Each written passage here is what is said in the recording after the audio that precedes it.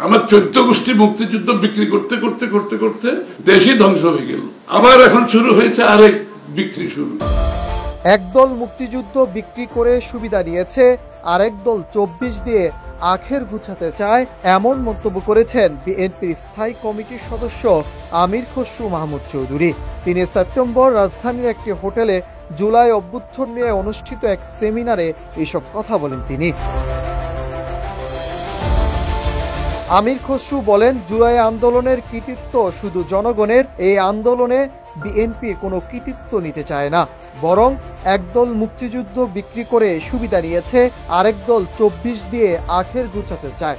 এদেরকে জনগণ রুখে দিবে।